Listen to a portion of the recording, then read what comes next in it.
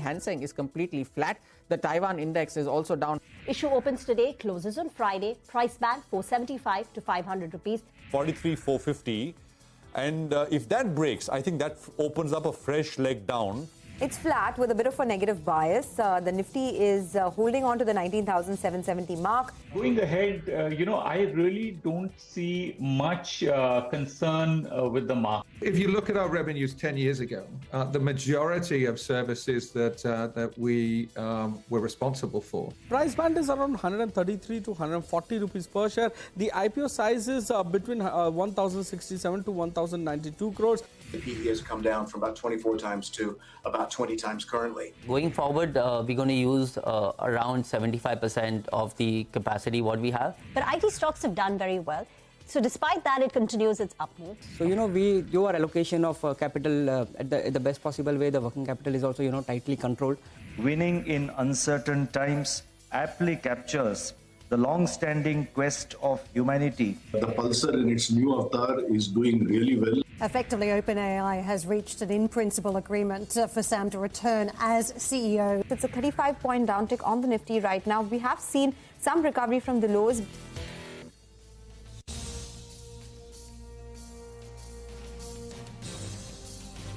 Well, that was the day so far. You're with us here on a fresh new edition of Closing Bell. We're coming to you live from the CNBC-TV18 Motilal Oswal studios. I'm Prashant. With me, my colleagues Reema and Surabhi. Guys, hi. Good afternoon. Hi, good afternoon. Wobbly. Wobbly, and the banks have given way, right? Banks have given way. I mean, there's a clear breakdown there. But I mean, I was just looking at the Nifty now, and I mean, compared to where 10 minutes back, I mean, it's refusing to stay down. That is also, I think one has to say that in the same breath, because we're down just 4 points now, right? There was a 45 odd point cut before we walked in. So this is recovery which is kind of developing as things stand right now. Let's have the Nifty Bank as well. I mean, is that also seeing some recovery, because that was the index which is down more. Some recovery, but not as much. 300-point recovery is what you have on the Nifty Bank. So just a couple of things, and I actually want to start with the Nifty Bank because there is clear selling pressure, something we've highlighted in the morning and over the last couple of days as well. And looks like that the Nifty Bank perhaps is starting a fresh leg down, fresh leg lower. The level essentially to watch is now 42,830. Which is not very far away, which is about 1.5–2% or so. 43,400 is where the Nifty Bank is now trading at, and 42,830 is the next level. But looks like, it's been dithering. It was stuck at the 38% retracement of the entire fall. Unlike the Nifty, which is now, by the way, has taken out all retracements on the upsides. This is the index which has struggled and I think is now starting to break down a little bit as well. For the Nifty, the support comes in.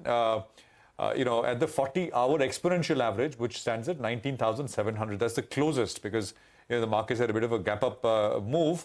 So 19,700 roughly is the support for the Nifty coming through. And interestingly, the small cap space for the last 2 or 3 days seems like it's rolling over. We've not had pronounced weakness, continued pronounced weakness for some time in the small cap index. We've had single-day cuts. But nothing, which has lasted beyond a day or 2 days. But let's see if this is different. The small cap index is making higher highs, but the last 2 or 3 days, I think the weakness is showing up that part of the market as well. I mean, 10 minutes back, market breadth was in favor of declines just by a little bit, but it's a fast-moving screen out there. Reema. Hi, afternoon. So the Nifty Bank actually had dipped below its 200-day moving average. So the 200-day moving average on the Nifty Bank was 43,310. So from that level, in that last 15-minute up move that we've seen, we've managed to climb above that level. That line says we slipped, but we did slip, but now we managed to climb up. On the Nifty per se, the intraday low was 19,703, and from there has been a remarkable spike up. BPCL has been a big mover, and remember the board meets on the 29th of November to consider an interim dividend, and that's pushed up the stock higher. In fact, it's the top Nifty gainer with a rally of close to about 3%. And we've been talking about the IPOs, and 3 of them are fully subscribed. Tata Tech, Flair Writing, and Gandhar Oil Refinery fully subscribed on day one. So the primary market action continues to stay hot. even before day one ends. They're fully subscribed, right? Imagine Tata that. Tech in the first 2 hours. Exactly. And I think now it's about 3x. Yeah, so you've been looking at Tata Tech. We spoke with Gandhar Oil. It's a pretty interesting sort of set of companies that are coming to the market. Just one point on the bank Nifty. The turn really happened after the RBI governor's comments at a public function today. And we'll have Ritu talking to us more about that. But I just want to put that in context that the governor didn't really hint at any fresh additional regulatory action coming in. But his tone was cautious. He was basically making the point that banks need to be aware and very cautious about their exposure towards NBFCs and also the format of lending that's happening in times of exuberance. That's the word that he used. And I think the fact that the RBI is vigilant, cautious, as it should be, it is the regulator. Maybe that's something that the market's kind of reading into. More on that in just a bit, but the Bank Nifty is attempting a recovery. I just want to point that the mid-cap index is flat, as has been the case for the better part of this week. But beneath the surface, you have interesting movers and shakers. Tube Investments, for instance, that's one stock that's up about 12% as we see things right now.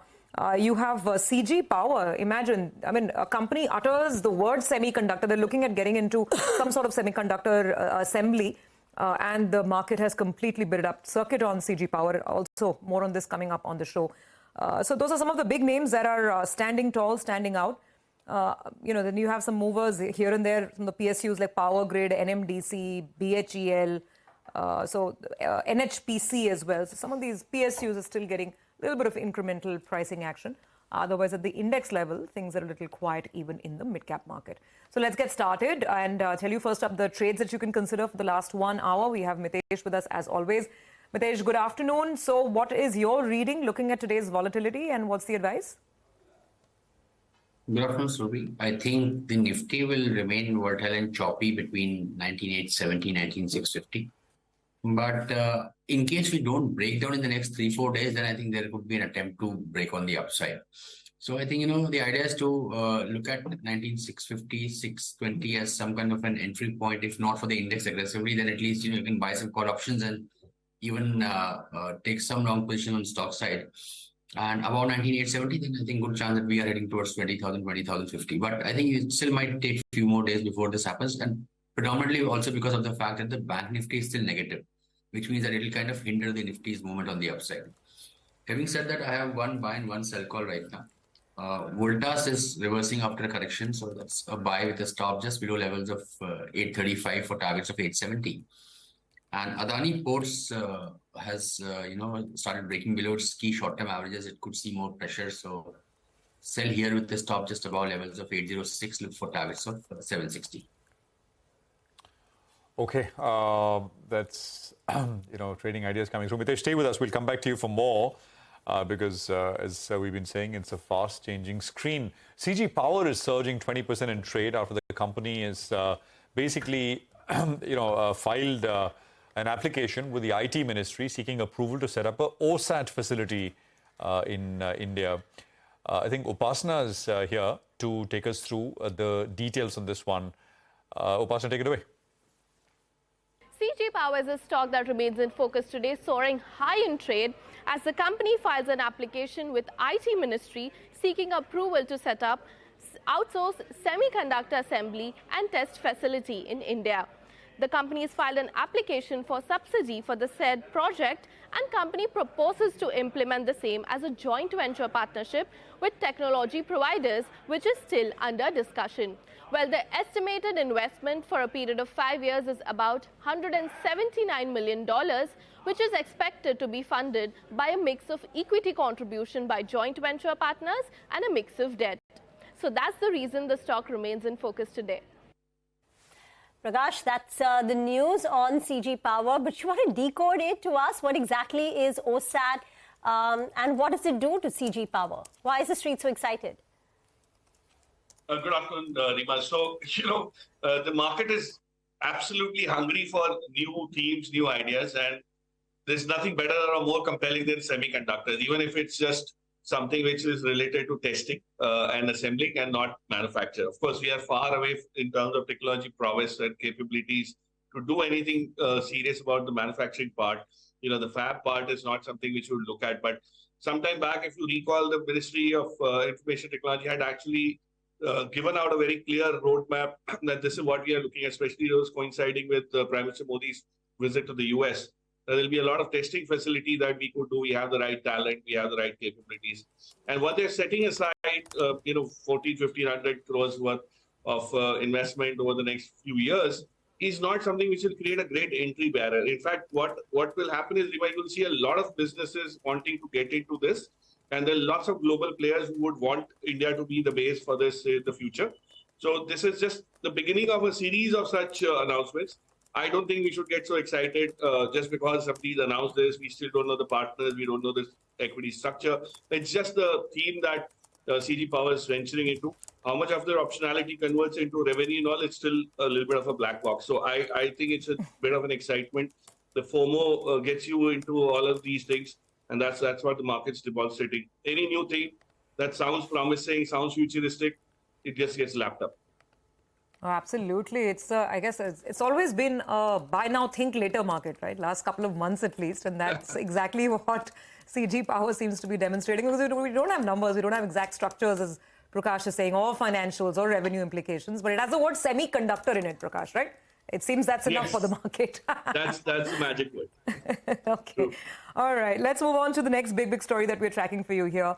The Reserve Bank of India Governor Shaktikant Das has warned banks and NBFCs to remain watchful of any potential stress build up during times of exuberance, asking them to build capital buffers in case of any adverse turn in the business cycle. Speaking at the annual FICCI IBA Banking Conclave 2023, Shaktikant Das also asked banks to monitor their exposure to NBFCs amid increasing interconnectedness in the financial ecosystem. Ritu is here to decode what all of these big words mean. The market's meaning or the takeaway for the market was that, okay, RBI is getting very vigilant and banks decided to sell off, but that's the market interpretation. Ritu, you tell us more. What did you make of the commentary today? Well, the governor sounded a very cautious note in his speech, throughout his speech in the second half today, repeating, like he's done before, that, in times when credit growth is high, NPAs are low, banks and NBFCs really need to introspect as to where the next potential risk could come from and therefore build additional buffers in case the business cycle turns. The messaging was very clear that they must avoid all forms of exuberance and ensure that the growth that they have is sustainable. He also noted that in certain cases, RBI has seen that there is an increased reliance on short-term, bulk deposits while the tenor of loans is getting elongated, and therefore highlighted the need for strengthening the asset liability management as well.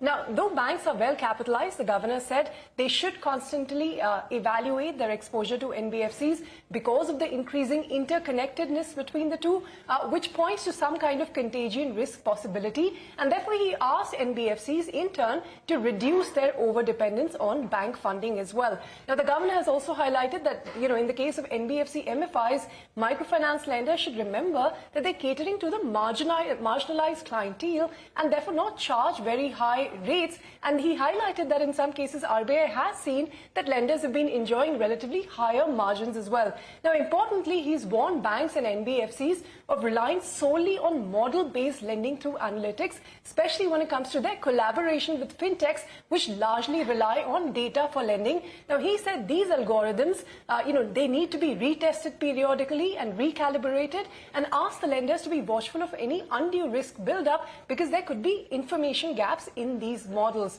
So, plenty of warning coming in, but like you said, no regulation, sure. But, as we've seen typically with RBI in the past, first comes the warning, and if the warning is not heeded to, the regulations follow sooner than later.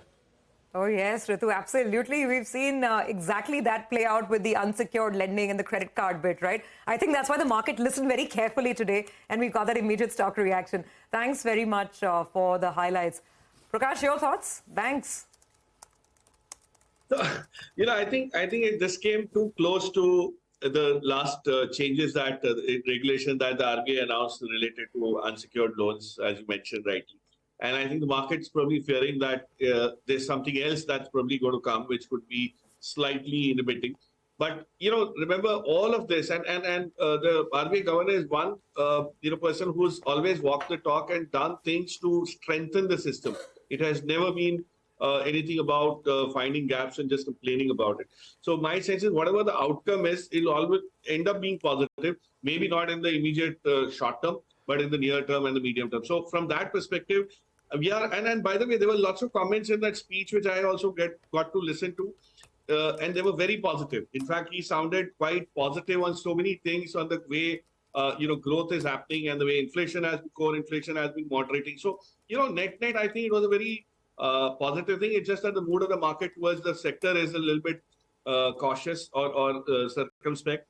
But I would believe it will strengthen a lot of the banks with the better banks, and you'll be able to differentiate the boys from the men from the boys, whatever way you look at it. But it's going to be positive. It's a great entry point to get into some of the larger banks, well-run banks at this point in time, because there's no other structural change that justifies this drop in valuations that we're seeing today.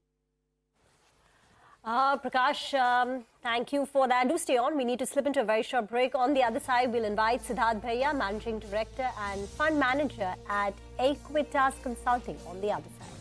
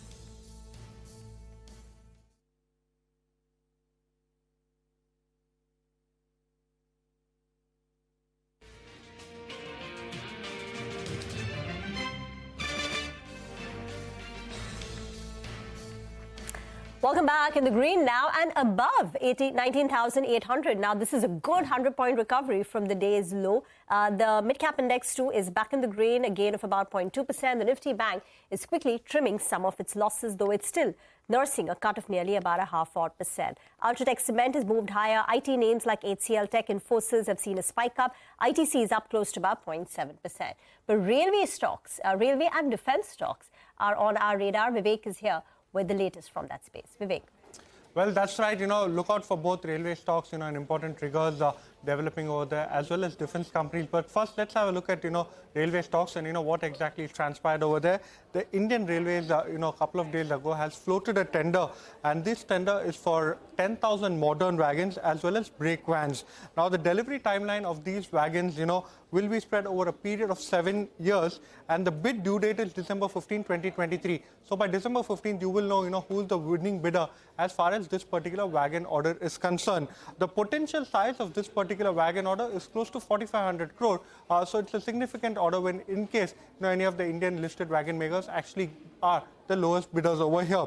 Now, along with that, remember, there is also an ongoing tender of 20,000 wagons, which is under consideration, and over here too, it's still yet to be finalized as to who is the lowest bidder. So two important triggers as far as the entire railway and wagon maker is concerned. Now, coming to the defense space, what's actually happened again a couple of days ago is that the Indian Army has issued a request for information, or an RFI, to overhaul the T-72 tanks, and this particular RFI has come out on November 21st. Now, what actually happened is that over here too, there will be a long process that happens over the period of the next 2 years. There will be an RFI issuance. After that, this particular RFI issuance has to be gone ahead and approved by the Defence Acquisition Council, and the tender is then issued. So this particular, opportunity size, while quite large, analysts are pegging this particular opportunity size between 14 to 20,000 crore. And remember, whole host of listed companies like BML, BHEL, L&T, all of them are present in this particular space itself. However, the timelines over here could be quite stretched. So two important triggers, both for railway as well as defense stocks today. Okay. All right. Vivek, thank you very much for an update. Prakash, very quickly, final thoughts on either of these two sectors. There have been huge wealth creators in 2023. Would you buy anything fresh in either of them?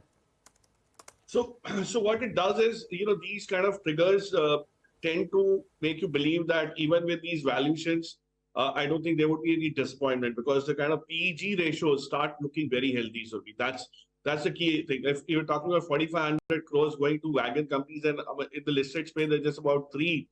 You can imagine how it could change so radically, the order book and the realization potential. But I would be very interested in figuring out how the defense order, if a tank starts panning up, because that's the first time such a largish order is kind of getting to be emanated from the domestic sector. And Bharat Forge, which has been supplying a lot of these parts and components and artillery equipment, is probably very well poised to take advantage of this. So I would, if there is any stock that I would look at, and I think Vivek mentioned the other ones, but I would look at Bharat Forge for sure with a slightly longer term perspective, but wait for things to materialize. Don't jump at it. But I think it's at a great spot to ride this curve for the next couple of years. Got it. Prakash, we'll leave it there. Thank you very much for joining us and running us through what you make of things. But thanks indeed for being here with us. Now, Sterling and Wilson Renewables is in focus. The company has won what is a very, very large order. Yash has got details on this one. Yash, take it away. Well, that's correct, Prashant. You spoke about a large order, and that's what has come in the hands of Sterling and Wilson Renewable. The energy minister in Nigeria has spoken about a collaboration with Sterling and Wilson Renewable joint venture. This is for an order which is worth $2.2 billion US, and it entails about 961 megawatt of solar PV generation infrastructure and 455 megawatt of battery energy storage. As far as this particular order is concerned, what we've been given to understand is that a definitive agreement is yet to be signed between the two parties, that is the company and the government. But of course, an announcement as far as this particular large order for Sterling and Wilson Renewable has been done. What we've been told by our sources is that out of this $2.2 billion large order, about $1.5 to $2 billion will be executed by Sterling and Wilson Renewable. As far as margins are concerned, sources tell us that the company would be deriving margins somewhere in double digits, so that will be important. Also, as far as the timeline of execution is concerned, what we've been told is that once the definitive agreement is signed, the work as far as execution is concerned of this order will start in about 6 months, and in about 1.5 to 2 years is when sources tell us that the company expects to conclude this particular large order. Now, do remember that there are also comments which have been made by the Energy Minister on investing about $10 billion as far as the renewable energy space in Nigeria is concerned. This is just the phase one of $2.2 billion. The next phase would include some monitoring systems, monitoring room, and what we've been given to understand from our sources is that Sterling and Wilson Renewable also becomes a natural contender as far as bidding for that next phase of order is concerned. All right, yes, thanks very much for that. Stocks up about 5%, it's locked up. Siddharth Bhaiya is now joining us. He's Managing Director and Fund Manager at Equitas Consultancy. Siddharth, great to have you with us here. Good afternoon. Appreciate your time. The last time you were on, we spoke a little bit, actually, quite a bit about the macros. And, you were talking about financial history and you're talking about how rates this high always cause some damage. But from then to now, there has been that Fed meeting and the entire mood has changed, right? Everyone is now convinced that the hiking cycle is done and in 2024 we will get cuts. So, it's almost as if markets will go scot-free without the consequent pain of 450, 500 basis points of rate hikes. Is it possible, Siddharth? What's your sense? Hi, good afternoon, Prashant. Good afternoon. Good afternoon. I can hear you. Go on, if you got my question. Right. So I think, Prashant, I wouldn't, say that the macro news since then has improved definitely in the last 1 month, whether it is on the geopolitical front or on the interest rate front. So that, what we'll do is... The fact of the matter is the markets have also gone up. Yeah. My concern is more so... So that just one minute. We'll just fix your video. There's some issue. We will just fix that and come back to you in the next 30 seconds, hopefully. Let me just use that time to just look at what the market is doing because, things are... Actually, advanced decline is still negative. The Nifty has come up quite a bit from the time that we started the show at 2:30. We're up 23 points, but from the lows, that's about 60, 65 points. The low right before when we started. And what's doing well is GMDC and names like CG Power, Tube Investments, Murugappa Group names, right? Companies are doing very well. Nitin Spinners, Viatech Vabag, there's Shanti Gears, Zaggle, which is, of course, a recently listed company, 261 now on Zaggle, and many more. Sterling and Wilson, which Yash, of course, was talking about with that order win. But I think Siddharth is with us. Siddharth, go on. Take it away. Sorry. I think so, Prashant. More importantly, my concerns were more around valuations. And as I said, while there's been a pause, whether we're going to see a rate cut in interest rates, that's something, let us decide in the future. But yes, domestically, the macro, everything looks good. But then, so our valuations are very expensive. So the stocks are currently right now are priced to perfection, right? There's no room for error. Any bad news and stocks could get hammered. So I'm very cautious at this point in time as far as the markets is concerned. We got the earnings season which got wrapped up and generally the view is that top line growth was sluggish across, but profit growth was pretty strong. Yes. Did you sort of take a closer look at what the performance was, not just in the Nifty, but the broader universe? And the mid and small caps? Earnings growth has been very strong, right? Corporate profitability is at record high in terms of percentage right now.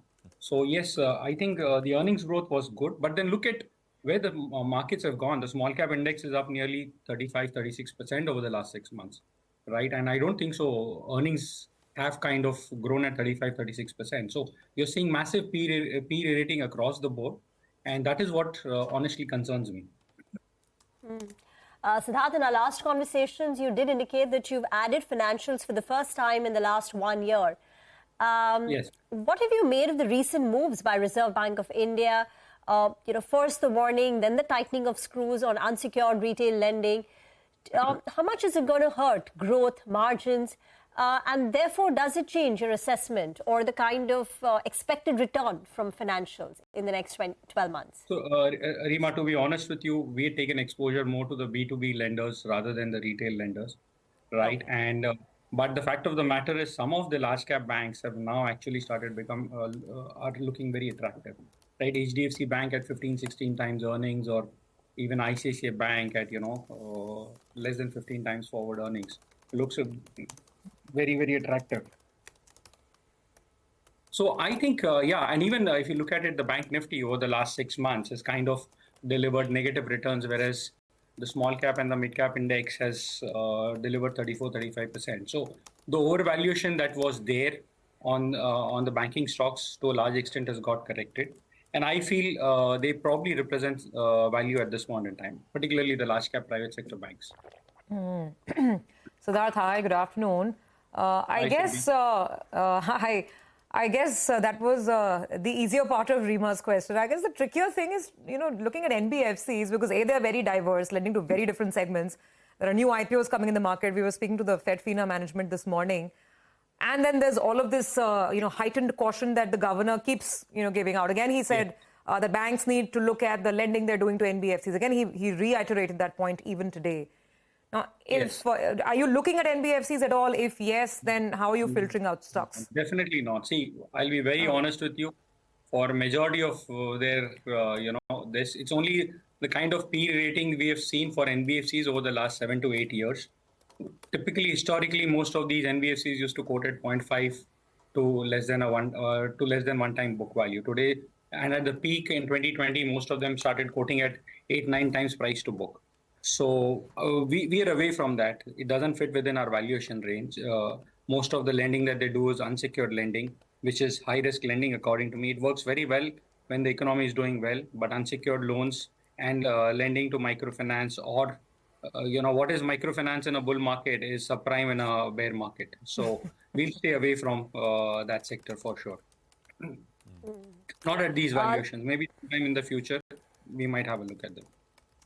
Okay. But last time we spoke, this is specifically about microfinance or NBFCs? Because you said last time we spoke, you said you'd added some financials, right? Yeah, we had added financials, but this is more like B2B financials, right? Okay. Financial companies which are lending to the infrastructure side of this sector. Okay. So I guess you can guess the names now. Since we're doing that, but since you mentioned it, I have to ask you the question on infrastructure itself. Since you're interested in picking the lenders, what about picking stocks in the whole infrastructure and industrial complex itself? And what's your take on the valuations there? Because they've had a good ride as well. See, we've been very bullish on that sector for the last 4-5 years, to be honest with you, right? And that's one of the reasons for our massive outperformance. It's been infrastructure, capital goods, and manufacturing. Right now, the valuations are very expensive, right? Again, the growth story looks very good. The kind of order wins that you are seeing every single day that are getting announced, I've never seen anything like that before. But the stocks at this point in time, again, so that we don't capture any downside risks. Look what happened in Uttarakhand, with the tunnel thing right now, right, where 41 workers have been trapped. This could be any infrastructure company, and it could possibly lead to bankruptcy. So if you are there because, and if you are executing the project, then the damages and everything can be fairly significant if you are there. So right now, to me, infrastructure cap goods, we continue to hold them, but they're priced to perfection. They're really, really priced to perfection at 35-40 times earnings, while earnings growth and outlook and order book and visibility, everything is very strong, but there's no room for error. But would you look to bring down your holding in infra capital goods since they are priced to perfection? Rima, we are marginally trimming our positions as stocks keep on, going up, but nothing major, to be honest with you. We're sitting on 10 baggers and 15 baggers, so we really don't have to worry about. We bought them with a lot of margin of safety. What else are you buying with a lot of margin of safety right now? Where you think there is a lot of margin of safety? There's nothing available with margin of safety right now. All right. Just one more question. You spoke about B2B lenders. There is this new IPO, IREDA, which is a financier of green energy projects, PSU and private. Have you looked at it, and what are your thoughts on it? Is it a subscribe for you? To be honest with you, we don't look do IPO, so we haven't looked at this. But once it gets listed, and if the valuations are attractive, so we'll definitely take a look at it. That capital goods infra, you said manufacturing. If I throw in that theme, CG Power, right? Yes. I don't know if you've looked at it. You must have looked at it. It's up 50 times since the Murugappa Group takeover 3 years ago. Yes. Yes. What's the view? No, I think change of management, great business. Change of management led to a turnaround, and then the industry and sector started doing well, and there was a massive P rating, and the stock has done phenomenally well for a lot of people. So yes, we don't own it, right? We own companies which are very similar to CG Power, but again play on the power sector. And yes, everything in capital goods is done well, Prashant. Everything, whether it is railways, defense, power, pipes, you name it, and it is. You just talked about Sterling and Wilson also before our interview. So everything in everything and anything relating to capital goods is doing really well right now. In fact, I just realized that capital goods is now the highest weightage in the BSE small cap index. It's taken over from financials. So wow, that's interesting. Yes. So very, very. I mean, if you want to buy, then you got to hold your nose and buy, ignoring valuations. Is that what you're saying, Siddharth? So if you buy fresh. So again, as I said, we've kind of restricted flows into our PMS. Okay. We're onboarding only 3 clients per month because we don't see a lot of value. It's becoming difficult every single day to build a portfolio where you can make a lot of money. There are opportunities, but the opportunities are far and few between. Just, as we were rounding up the conversation, I was thinking of areas that haven't run up so much and where maybe potentially there is value. And FMCG definitely comes to mind. It's had a quiet 2023, the whole sector overall.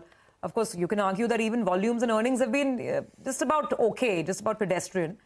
But your thoughts on the consumer space, if you would look to add anything? Again, as I said, the valuations are very, very expensive. Most of these FMCG stocks, from the Levers to Nestle's, are quoting at 50, 60 P multiples, right? How do you make money buying stocks at 50, 60?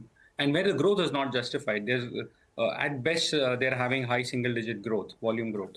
So how do you justify those kind of P multiples? I understand sustainability. I understand, you can draw a line and say, okay, 30, 40 years down the line, an ITC or a Lever or a Nestle are going to exist and they're going to be more profitable than what they are right now. But I'm here to make money in the stock market. I'm not here to admire the beauty of those stocks. So great companies, but right, but not the right valuation to buy them at. You had flagged off media, some of these print companies as attractive buys in our last conversation, citing a pickup in ad revenues, especially pre-election. This is the newspaper I have, today. It's full of advertisements. So are you still buying? Is it still attractive? No, the prices have run up quite a bit, to be honest. Exactly. So are you comfortable buying today, or? So this is how a bull market is, Rima. Stocks get discovered very, very quickly in a bull market. Stocks have tripled in the last 6 months. So they go out of our valuation range, and we are sticklers for valuation. So if it doesn't fit within our valuation range, then we won't buy stocks. Okay. Siddharth, it's always great speaking with you. Thank you very much for speaking with us and sharing your thoughts. Thanks a lot, Prashant. Thanks, Rima. Thanks, Urbi. Thank you. Bye. Thank you.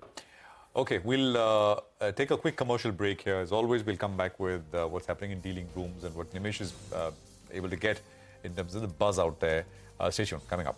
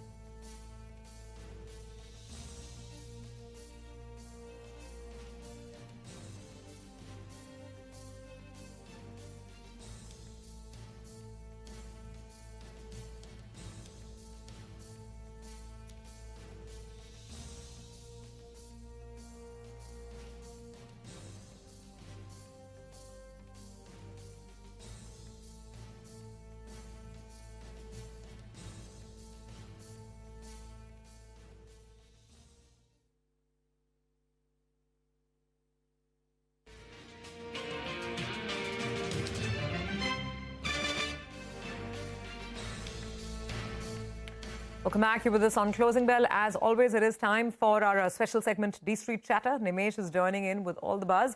Nimesh, slightly more choppy day today, though the range was narrow. What have you picked up?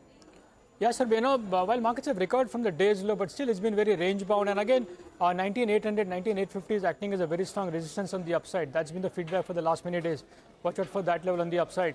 In terms of participation, again, looks like it's a mixed day of trade from the larger FIs. Again, the financials is a sector which is dragging the markets down. But on the other side, a lot of PSU stocks are buzzing in trade. And within PSUs, the power PSUs is where there is a lot of buying interest as well from the larger institutions. So that's from a flow perspective. In terms of broader markets, well, the index may look flat, but there are a lot of outperformance in the broader market. So the stock specific move continues. The indices are flat.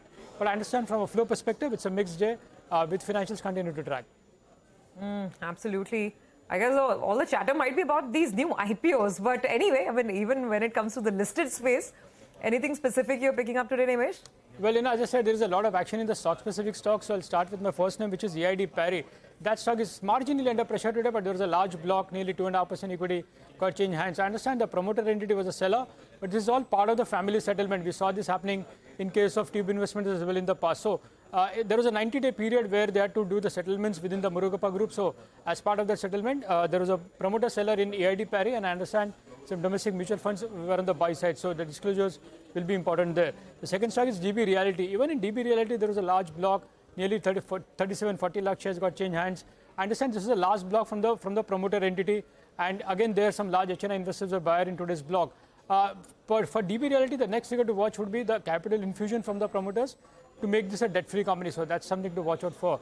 The third stock is Aurobindo Pharma. Big move in that stock as well, and on good volume. So again, in Aurobindo Pharma, the feedback is that there is a very strong response from investors to the non-deal roadshow from a leading FI brokerage. They are on a roadshow for and meeting some investors as well, and that's the reason why that stock is excited. And the last one is BPCL, the biggest F&O getter in today's trade. Again, for the second day running, the feedback is there are very strong buy flows from larger FIs. So it looks like there is cash-based buying happening in BPCL, and hence expect high delivery volumes even in today's trade. Okay, thanks very much for that. BPCL, Oro Pharma, there's DB Realty, EID Parry, all stocks on Nimesh's list. Nimesh, thanks very much for that. The Mitesh is now joining us with 60 minutes to go for close. Mitesh, what do you have in terms of BTST trades? Prashant, you're talking about EID Parry. I have, in fact, Balrampur Chini on the list. The stock has given a good breakout, and today I think is managing to get past the earlier swing highs, and the indicators are very positive. So take a stop at about 458.5 and a 470, 472 kind of a target can be looked at for tomorrow. And Bata India is the other one. That's a BTST with a stop at about levels of 16.04 and a target of around 16.40, 16.45 is what I'm looking at. Okay, all right. Thanks very much, Mitesh, for that. We'll come back to you with more. Now, the Tata Tech IPO, the first one from the Tata stable in over 20 years, is open. Of course, it's been subscribed as well. I mean, it got subscribed, fully subscribed early in the morning. Rima is here to tell us more about the issue. Rima, what's happening now is people taking bets on how many times it's going to be subscribed. So take us through the issue. Well, there's so much excitement, so much frenzy, and so much demand, right? So first, the basic details. The issue open for subscription today, closes on Friday. Price band 475 to 500 rupees per share. This translates into an issue size of 3,042 crore. It's a pure offer for sale. The big beneficiary from this offer for sale will be the Tata Motors, which is the promoter entity, which will rake in close to about 2,300 crore rupees. The company also raised about 791 crore rupees from 67 anchor investors, which includes top domestic and foreign investors. And those names will also come up for you over here. You've got Aditya Birla Mutual Fund, Sundaram Mutual Fund, Edelweiss, Fidelity. You've got, a couple of global funds like Goldman Sachs, Government Pension Fund Global 2. Now, moving on to what exactly does the company do? Well, it provides engineering R&D services, mainly to the manufacturing verticals like automotive, aerospace, and construction-heavy machinery. 3 verticals right now, but amongst these 3, it's the automotive vertical which contributes a majority of the revenue. Let me give you an example to explain what the company does. Now, for instance, for Tata Motors, it helped convert their existing ICE vehicle into an electric vehicle. So the project involved complete ownership for design, packaging and integration of the EV components like battery, motor, the charging socket and the respective electronics in the base car. Now moving on to the company's financials. The annual revenues are about 4,414 crore as of last year. The growth rates have been steady. In the first half of this year, that's H1 FY24, the company has clocked in a 28.6% growth. Last year, it was a 24% growth. I'm not considering FY21 and FY22 because those rates were affected by COVID. Now, margins for the company have also been largely steady, around 18 to 19% over the last 2 years. But as you can see, it's a pickup compared to the 16.2% margins we had in FY21. And the management is guiding for incremental improvement in margins, and their North Star goal or the North Star margins are 20% plus. Now, some factors to note about their client base. There is a dependence on their anchor clients, the customers. That's basically Tata Motors and JLR, which contributes nearly 40% to its overall revenues. Not just that, not just the dependence on these two customers. The top 5 clients also contributes quite significantly to their services segment, about 73 and 71% of revenues as of FY23 and H1 of FY24 respectively. So any weakness in their large top 5 clients can hurt performance. The company is cash rich. Cash in the books is close to $150 million, and also valuations. The company is being offered at 32 times for last year's multiple, FY23 multiple, which is at a discount to other listed peers like LTTS or a Tata Elxsi and even a KPIT Tech. Okay, Rima, thanks very much for that. And, you know, as a starting point, that is very, very striking. The big discount that it is trading at as compared to what's already listed and available, which is, as you said, KPIT and Tata Elxsi. We'll take a quick commercial break here. I think in terms of close, there's 11 minutes to go for that.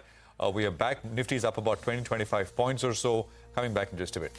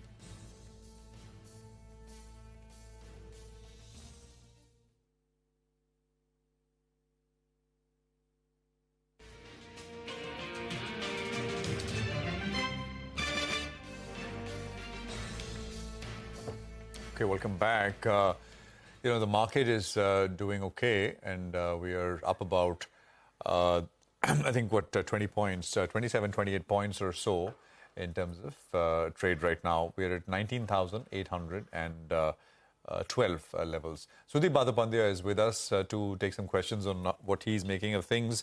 Sudeep, we had Siddharth Bhaiya earlier with us, and I was asking about CG Power. The reason it's locked up in circuit is, of course, the fact that it's decided to go into something called OSAT, which is basically testing of semiconductor chips at the late stage. So printed circuit boards and that kind of thing. What Keynes does, or rather wants to do, Keynes Technologies. Any thoughts if you've looked at CG Power and what's the opportunity here? Because it's not going up on small volumes, huge volumes actually today. CG Power, go on. Hi, Prashant. I think, there's generally excitement around semiconductor, and that is, making the market probably a little, over-exuberant. As you rightly pointed out, I think OSAT is semiconductor assembly and testing. It's not something very high value added stuff. I understand that a lot of global players are looking at doing the same thing in collaboration with Indian players in India, just for the sheer logistics and convenience. Also, the investment they're talking about spread over a period of years. I don't think it's going to move the needle actually in terms of their performance in the near future. So this, the excitement based on this announcement, I think little unwarranted. But having said that, I think the company has definitely turned around from where it was consequent upon change in the way the things have changed in the group and the way the management has moved ahead. But considering the valuation at which it is quoting, and of course considering the up move today it had seen, I don't think I will jump to buy it at this stage. Let's wait and watch how things pan out even in this OSAT facility. Anything on sugar this afternoon, Sudeep? A lot of excitement is there, of course, EID as well as, other sugar companies. I don't like to buy sugar company at this stage when we are heading into a central election, in about 8-10 months time or even less.